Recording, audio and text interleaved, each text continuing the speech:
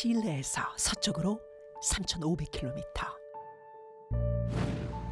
망망대해에 오롯이 솟은 섬 하나. 서울 면적의 4분의 1 크기. 바로 이스터 섬이다.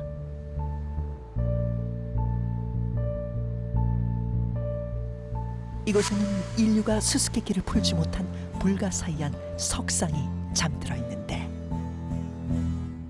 높이 수십 미터, 최고 무게 80톤에 달하는 거대한 모아이 석상. 모아이 석상 유명하죠.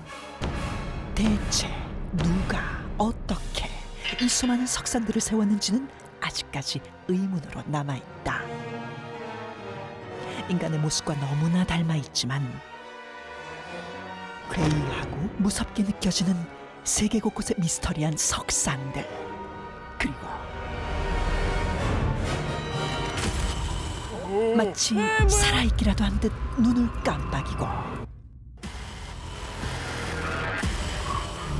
진짜 눈물이에요? 눈물을 흘리는가 하면 눈물이에요. 심지어 피눈물을 보이기까지 하는데, 끊임없이 목격되는 석상들의 피, 땀, 그리고 눈물. 너무 많이 흘리네. 대체 어떻게 이런 일이 가능한 것일까? 그런데 이 많은 석상 중에 가장 미스터리한 석상이 있었으니 1995년 9월 인도의 수도 뉴델리에서 놀라운 일이 벌어졌다. 풍요와 지혜를 상징하는 신인 가네샤. 가네샤 신의 탄생일에 맞춰 열흘간 축제가 열릴 정도로 인도에서 가장 숭상하는 신 중 하나이며, 사람들은 중요한 일을 앞두고 가네샤 상에 우유를 바치며 제사를 지내곤 했는데, 신적인 존재구나. 제사를 올리던 바로 그때 뭐야? 코끼리 코에. 가네샤 상에 갖다 댄 우유가 서서히 줄어들기 시작한 것. 그 후에도 마치 석상이 마시기라도 한 것처럼 우유는 눈앞에서 사라졌고,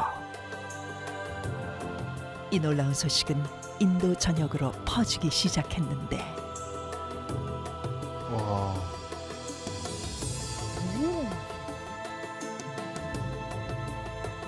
소를 숭상하는 힌두교에서는 우유 역시 신성한 액체로 여겼고, 때문에 가네샤 상이 우유를 마시는 기적과도 같은 이 현상을 사람들은 밀크 미라클이라 불렀다.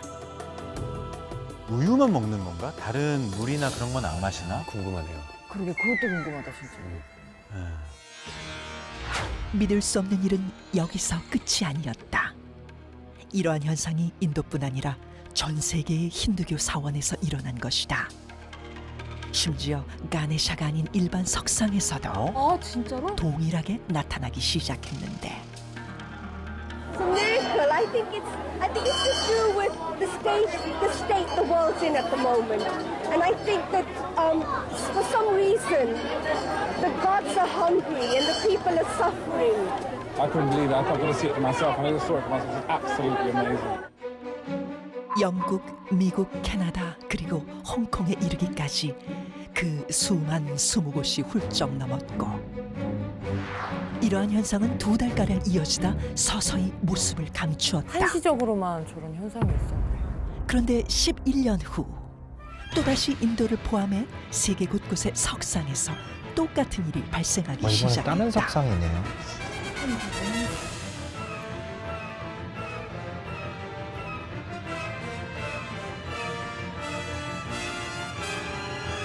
우유를 뭐야? 아, 진짜. 이번에는 하루 동안 무려 10리터의 우유가 사라졌는데, 하루에 10리터? 10리터는 굉장히 많은 양인데? 살아있는 듯이 우유를 마시고 피와 땀을 흘리는 석상들. 과연 신이 보여준 신비한 기적일까? 아니면 인간의 상상력이 만들어낸 허구인 것일까? 초반에 이제 그 스푼으로 조금씩 이게 우유가 없어질 때는 뭐 어떻게 좀 스며드나 그냥 증발하나 이렇게 생각을 했는데 10리터는 진짜 그야말로 이게 그 안에서 정말 다 빨아들였다는 사실인데. 네네. 10리터는 이런 진짜 식당에서 쓰는 곰탕 끓이는 맞아요. 그래. 그 냄비에 들어가는 게 10리터 아니에요? 엄마가 한 달 집 비울 때 크게 거기다 끓여놓은 그러니까. 그것도 막 이만한데. 사실 우유 마시는 석상뿐만 아니라 땀을 흘리거나 피눈물을 흘리는 이런 현상들 너무 미스터리한데요. 작가님, 화학적으로 어떻게 이게 증명이 될까요? 화학이라면 상당히 간단하게 아는 부분을 설명할 수 있습니다. 일단 쉬운 거부터. 뭐죠? 쉽지만 강한 거부터. 어. 피눈물 한번 설명해 보겠습니다. 너무 궁금해. 피눈물 한번 설명해 보겠습니다. 너무 궁금해. 일단 여러분.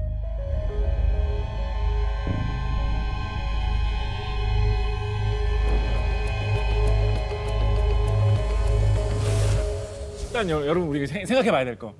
이게 피눈물이라는 것이 진짜 피겠느냐를 한번 생각해 보세요. 이게 진짜 피처럼 이렇게 뽑아가지고 현미경을 보면 안에 적혈구도 있고 뭐 혈청도 있고 혈액형 검사해 보면 혈액형도 나오고 유전자 검사도 할 수 있는 그런 피겠느냐고. 인형 같은 데서 나오는 피눈물, 그런 피눈물을 모아가지고 예를 들어서 선짓국을 끓일 수 있겠냐고. 너무 맛이 자. 입맛이 뚝 떨어지네요. 자, 그래서 네. 포인트는 뭐냐면 그것은 빨간색의 그런 액체인 것이지 피는 아니다라는 거죠. 그러면 역으로 도대체 빨간 액체가 나올 게 뭐가 있는 거예요? 빨간 액체가 나올 게 뭐가 있느냐? 빨간 액체가 나올 게 뭐가 있느냐? 지구상에서 가장 풍부한 원소, 가장 지구상에서 흔한 원소가 무엇일까요? 지구를 다 산산이 분해해가지고 성분 분석을 해본다 그러면 제일 많이 나오는 원소가 뭘까요?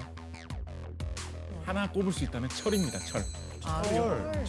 철이 녹슬면 어떻게 색깔 됩니까? 붉으스름한 색깔이죠. 붉으스름한 색깔. 그러니까 철 화합물, 산화철 계열의 철 화합물은 붉은색을 띠기가 쉬워요. 네. 사람의 피의 붉은 색깔도 사실은 철 화합물이 갖고 있는 색깔입니다. 그래요? 어딘가에 있는 철이 물에 이렇게 녹아서 화학 반응을 일으키면서 붉은색을 띠면서 공교롭게 나오면 그것을 우리는 피눈물이다라고 부를 수 있게 되는 것이죠. 뭐 그렇다고 해서 제가 그 어떤 신비를 부정하고 싶은 생각은 없어요. 사실 신비롭고 신기한 현상이기는 하죠. 그렇지만 그런 자연의 어떤 그런 원리의 한계 안에서 신비한 것이지 그게 진짜 피라는 것은 아니다. 이 관점에서 보면 땀 흘리는 비석 뭐 이런 것도 사실은 크게 이상할 게 없어요. 그 땀 흘리는 비석이라는 것에 나오는 그 물이 진짜 막 땀 냄새 나는 땀은 아닐 거잖아요. 거기서 뭐 소금기가 있고 뭐 땀 냄새에 들어있는 성분이 막 나오고 이러지는 않을 거잖아요. 물이 마침 맺혀가지고 흘러내리는 모습이 땀 흘리는 거하고 비슷하니까 사람들이 땀 흘리는 비석이라고 부르는 것인 거거든요. 더운 날씨에 차가운 음료수병만 그냥 꺼내놔도 그 온도 때문에 이슬점 이하의 온도가 되면 이슬이 맺혀가지고 물이 흘러내리잖아요. 그게 결로 현상인가요? 그렇죠. 맞습니다. 별로 그런 현상. 현상입니다.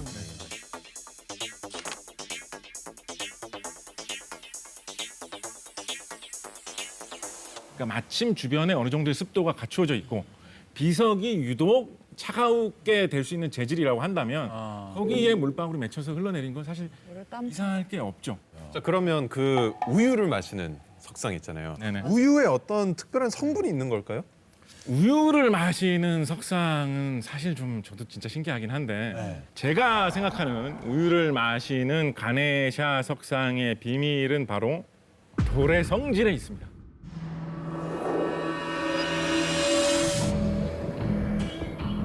여러분 그 욕실에서 사용하는 매트, 발 닦는 매트 중에 이렇게 천으로 돼 있는 거 말고 이렇게 돌 비슷하게 돼 있는 거 그런 거 한번 보신 적 있으십니까? 물 흡수 엄청 물 잘하는. 흡수 잘하는 돌. 예.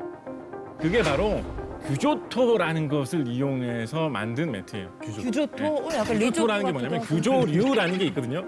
아, 리조또요? 아, 저도 리조또로 들었어요.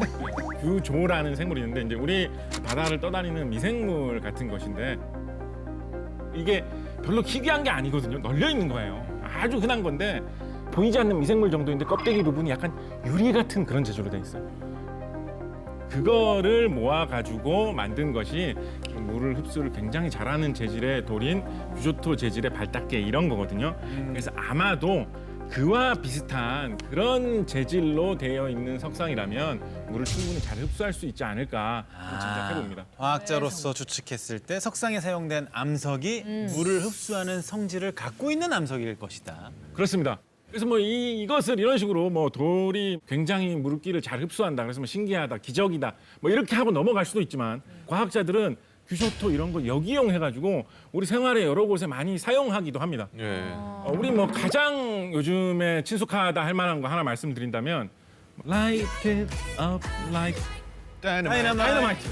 다이너마이트. 예. 다이너마이트. 원래 옛날에 다이너마이트 재료는 화약을 만들었을 때 재료가 액체였어요.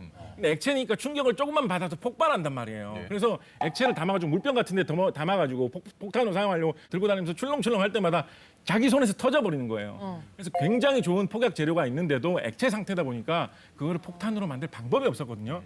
그런데 기술자들이 고민하다가 만들어낸 방법이 규조토를 이용을 해가지고 다이너마이트 모양을 만들면서 거기에 그 액체 상태의 폭발 물질을 흡수시켜버린 거예요. 거기다가 불을 댕겨가지고 폭발시킬 때만 폭발시키는 방법으로 쓰고 다이너마이트를 개발한 노벨은 어마어마한 돈을 벌어들였죠. 또 이렇게 이용을. 사실 그 비슷한 암석이 뭐 그렇게 드물지도 않습니다. 우리 흔히 뭐 조각상 만드는데 많이 쓰이는 돌이다 하면 대리석 많이 생각하잖아요. 네네네네. 대리석은 우리 그거 뭐 반질반질하고 물을 뭐 잘 안 흡수하고 이렇지 않나 이렇게 생각하기 쉬운데 대리석도 그 겉면을 가공하고 코팅하기 전에 생 대리석 재질을 그대로 쓰는 경우에는 이 다공성이라고 하죠. 구멍이 미세한 구멍이 많아가지고 물을 상당히 흡수한다라고 해요. 네. 자, 화학자 입장에서는 우유 마시는 가네샤 석상의 비밀이 돌에 성분이 있지 않을까 말씀을 주셨는데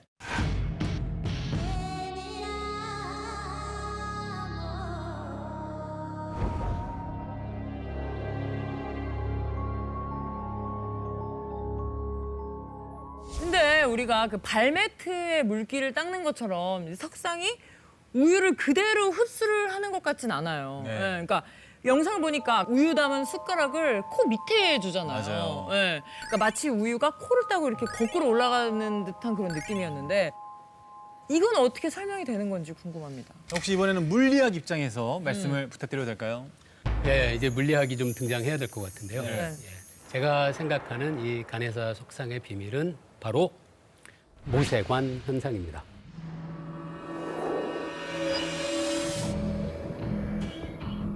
모세 혈관은 저희가 알고 있는데 예, 사실 맞아요. 비슷한 얘기입니다. 모세라는 게 이렇게 작은 관을 이야기하는 거거든요.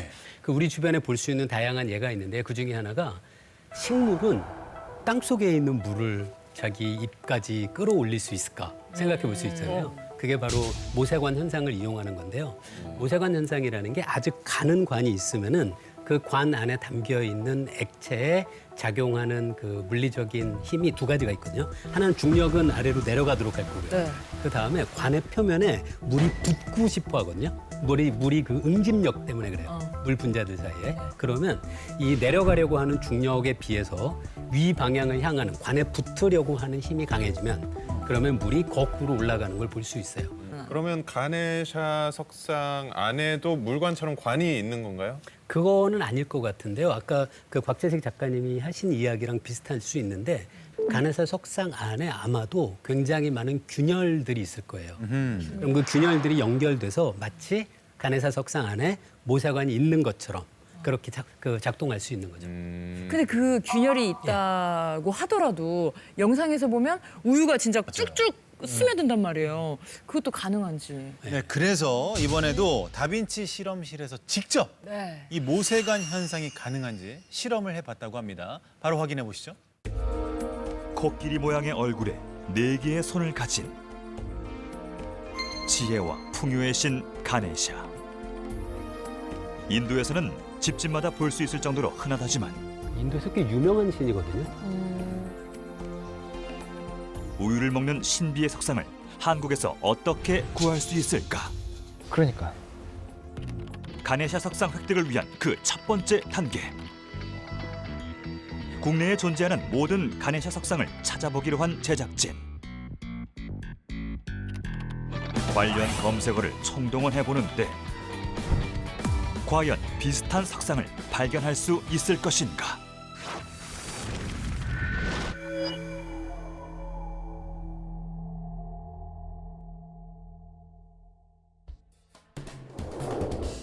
조사 끝에 향한 곳은 바로 서울에 위치한 한 인도 음식점.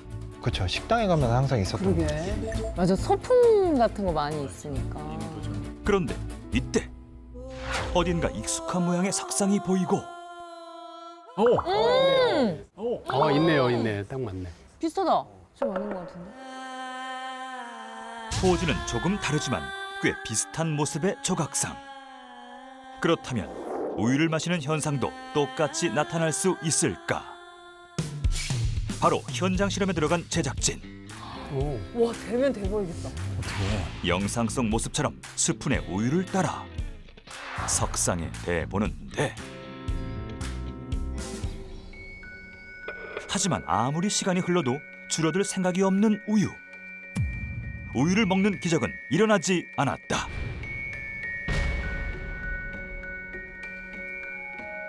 그래 안 되지. 그러나 이대로 좌절할 수는 없다. 수소문 끝에 찾아간 또 다른 인도 식당. 그리고 이곳에서 높은 싱크로율의 조각상을 발견한 제작진. 비슷하다. 비슷한 모습을 한 이번 가네샤 석상은 어떨까?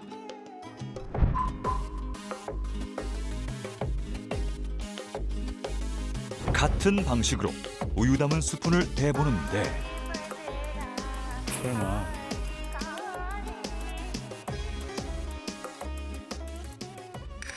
하지만 역시 기적은 일어나지 않았다.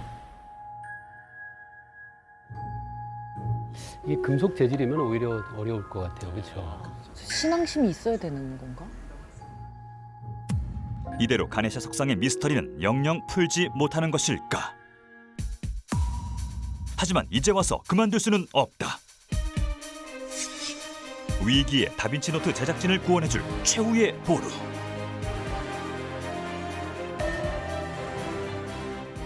과연 이곳에서 우유 마시는 가네샤 석상의 비밀을 밝힐 수 있을 것인가?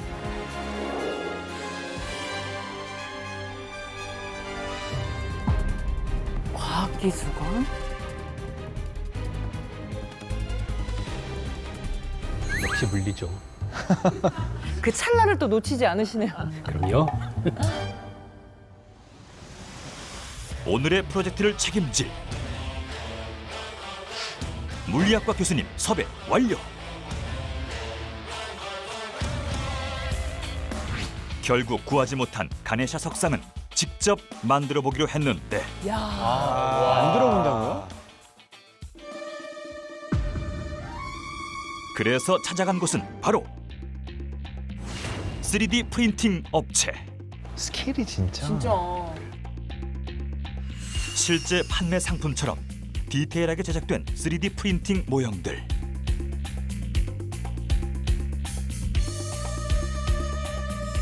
그렇다면 가네샤 석상도 직접 제작해 볼 수 있지 않을까?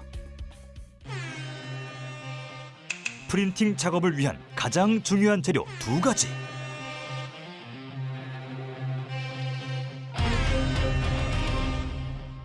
조각상 내부의 작은 균열과 얇은 모세관까지 그대로 재현한 3D 도면. 아예 제작을 하셨네요. 여기에 가네샤 석상을 완벽하게 출력해줄 최첨단 프린터까지 준비된 상황. 그리고 프린팅을 위한 핵심 포인트, 바로 레진 용액. 신용해? 액체로 된 레진에 자외선을 쏘면 레진이 단단히 굳게 되고 견고하고 정밀한 가네샤 석상이 탄생하게 되는데, 모든 준비는 끝났다. 이젠 가네샤 석상을 직접 재현할 시간. 도면을 프린터로 전송한 뒤 출력 버튼을 누르자 자, 이제 나오나요? 드디어 움직이기 시작한 3D 프린터.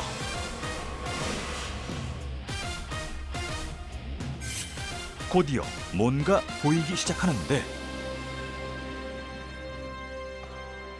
아, 이렇게 쌓여 올라오는 거구나. 그렇죠. 네. 쌓는 거죠. 네. 그렇게 한 겹 한 겹 인고의 시간을 거쳐 점점 모습을 드러내는 가네샤 석상. 어느덧 해는 넘어가고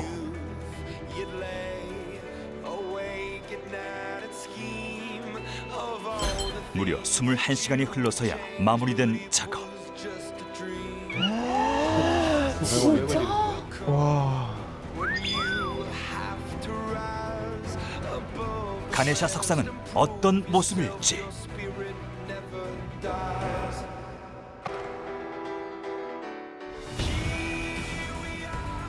꼬박 하루가 걸려 완성된 가네샤 석상의 모습. 기가 막히다. 와. 대박이다. 코끼리 모양의 얼굴과 사방으로 뻗은 4개의 손까지. 완전 완벽해. 진짜.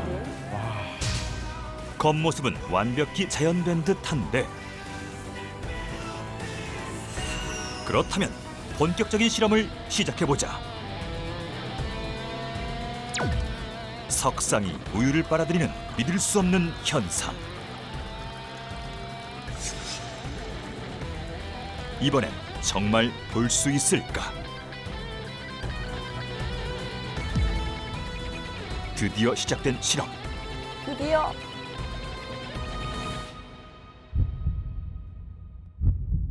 그런데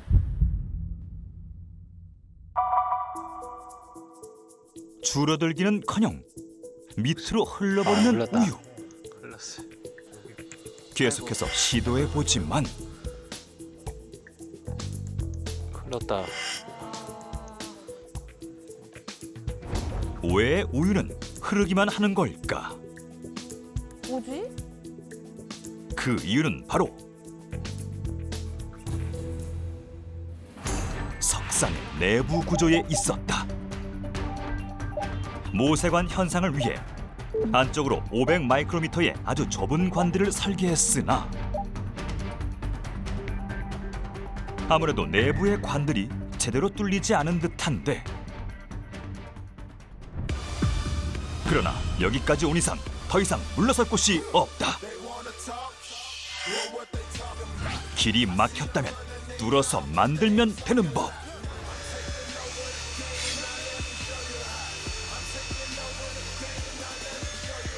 먼저 막혀있던 가네샤 석상의 코 부분과 몸통 안쪽에 좁은 공간을 내준 다음 더 이상의 실패는 없다.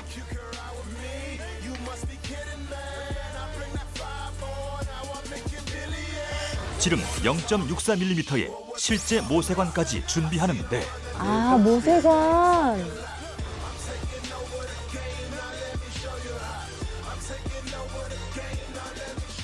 석상 내부에 관이 생긴 듯한 효과를 주기 위해 모세관을 잘라 코 안쪽에 직접 넣어주는데, 수많은 시행착오 끝에 탄생한 가네샤 석상. 과연 이번엔 기적이 일어날 수 있을까? 모두가 숨죽인 가운데 다시 시작된 실험.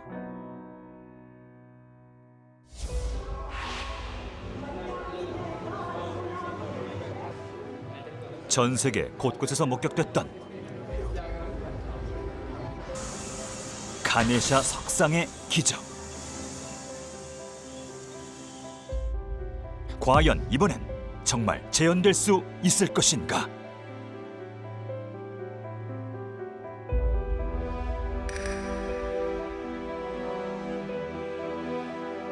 코 끝부분에 우유를 갖다 댄 바로 그 순간,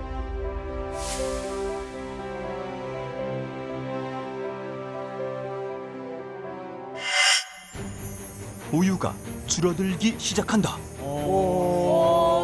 줄어든다. 나간다.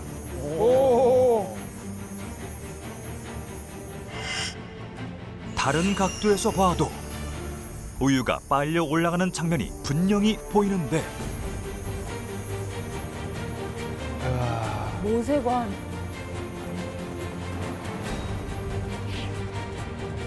정말 영상 속 가네샤 석상처럼 수푼이 우유가 단숨에 사라지는 모습. 우유를 마시는 가네샤 석상은 모세관 현상으로 재현이 가능했다. 가네샤 석상에 숨겨진 과학적 비밀은 혹시 모세관 현상이 아니었을까?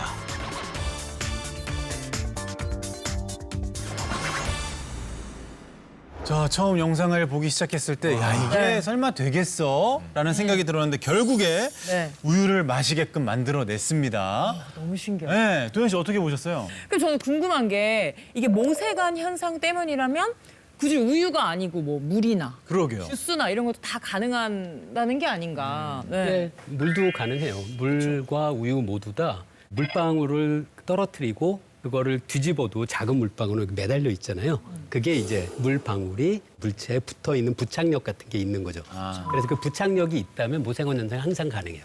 왜 하필 우유를 먹였냐 생각해보면 어느 정도 문화적인 뭐 그런 식으로 접근해 볼 수 있을 것 같아요. 맞아요. 원래 뭐 힌두교 자체에서 뭐 젖, 뭐 소의 젖 이런 걸 좀 중시하기도 하거니와 소 자체를 또 중시하는 그런 경향이 신성시하죠. 있잖아요. 뭐 우리나라에서는 이제 옛날 토속적인 문화에 보면 기도할 때 이럴 때 뭐 깨끗한 물을 떠다 놓고 빈다라거나 맞아, 맞아. 한다면 네, 인도 사람들이 이렇게 우유를 잘 이렇게 드리는 그런 문화가 있다 보니까 아마 우유로 주로 저런 일을 했을 것이고 그러다 보니까 아마 저런 모습이 포착되지 않았나 뭐 이렇게 생각해 봅니다. 아니 근데 왜냐면 저분들한테 이제 종교고 굉장히 신성시하는 석상인데 거기다가 비눗물하고 그러진 않을 거예요. 그렇죠, 그렇죠. 네. 이 모세관 현상은 일상생활에서도 보통 아주 쉽게 접할 수 있는데 여러분들 그 커피에 비스켓 찍어 먹는 거 좋아하세요? 어우 맛있죠. 너무 맛있어요. 그건 못 참지. 쿠키에 우유 찍어 먹고. 그렇죠. 맞아요. 쿠키에 우유 찍어 먹고 이런 비스켓을 커피에 담갔다 빼는 것도 이런 일종의 모세관 현상에 하거든요.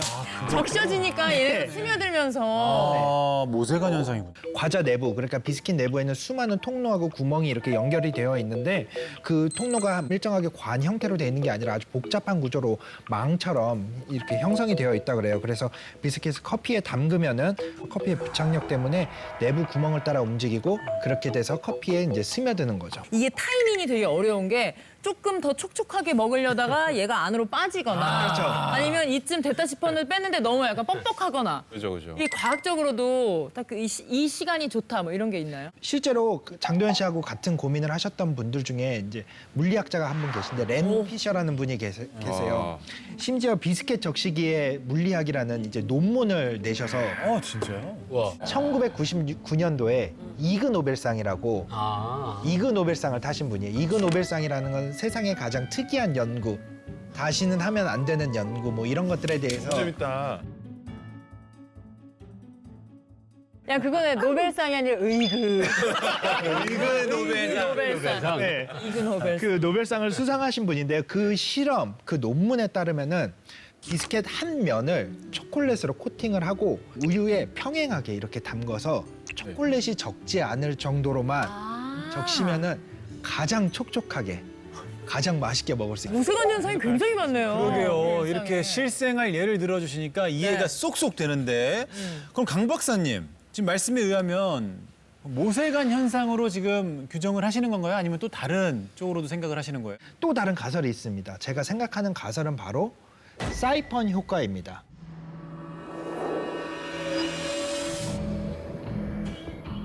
사이펀이란 압력 차이를 가졌을 때 액체를 높은 곳에서 낮은 곳으로 흐르게 하는 관을 우리가 사이펀이라고 하는데요.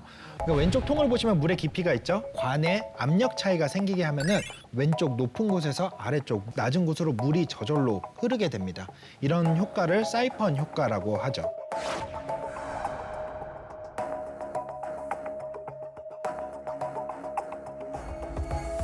제 기억이 맞다면 어떤 영상에서 저런 거 처음에 저렇게 꽂아 놓으면 안 흐르다가 입을 한번 쪽 빨아주면 그때부터 시작돼요. 그러니까 입으로 쪽 빠는 현상이 관 자체의 압력 차이를 생기게 하는 현상이거든요. 입으로 쪽 빨면은 관의 압력이 낮아지면서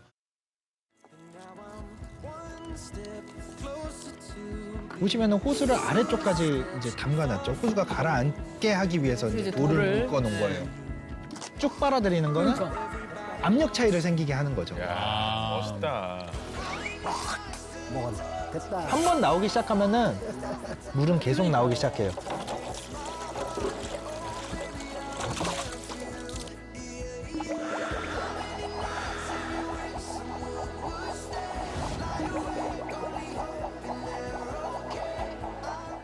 과학적 원리를 일상생활에서 너무 실질적으로 활용한 너무 좋은 예 아니겠습니까? 네, 그러면 이 사이펀 효과와 우유 마시는 가네샤 석상과는 그 저 관의 역할을 코가 해주는 건가요? 가네샤 석상의 코 주변에서 시작한 미세한 공간이 예를 들어 어떤 식으로든 이미 저 관 자체의 압력의 차이가 형성이 돼 있다면은 저 공간에 우유를 갖다 대는 것만으로도 저게 쭉 빨려 들어가서 다른 쪽으로 빨려 나갈 수가 있겠죠. 오! 사이펀 그럴 효과처럼. 수 있겠다. 제일 그럴싸한 것 같은데. 제일 네, 그럴싸한가요? 너 코끼리 코 모양이랑 맞아. 좀 비슷하니까. 네. 자, 오늘 과학자분들과 이야기를 나눠보니까 이 모세관 현상 또 사이펀 효과 네. 이걸로 이 가네샤 석상의 입으로 코로 이 우유가 들어갈 수 있겠다라는 생각이 드는데 존 박사 어떻게 네. 궁금증 다 해결됐습니까? 아직입니다. 풀리지 않은 Not 미스터리가 yet. 남아 있는데요. 네.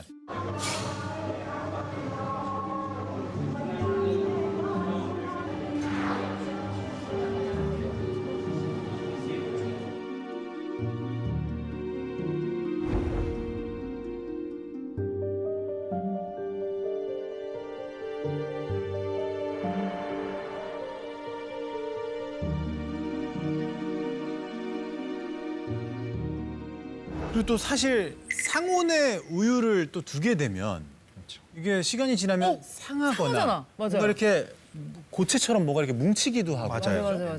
냄새 악취 장난 아니잖아요. 야, 근데 거기에 대해서 지금 얘기가 설명이 없었단 말이죠. 그러네요. 여기에 대해서는 어떻게 말씀해 주시겠습니까?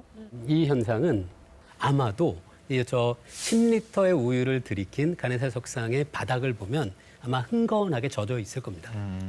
석상의 크기는 중요한 게 아니고요. 이게 이 모세관 현상과 사이펀 현상이 결합해야 될 것 같아요. 이거 그 두 개가 결합하면 이쪽에서 계속 빨려 올라갈 수 있는 거죠. 그럼 악취는 어떻게 해요? 냄새.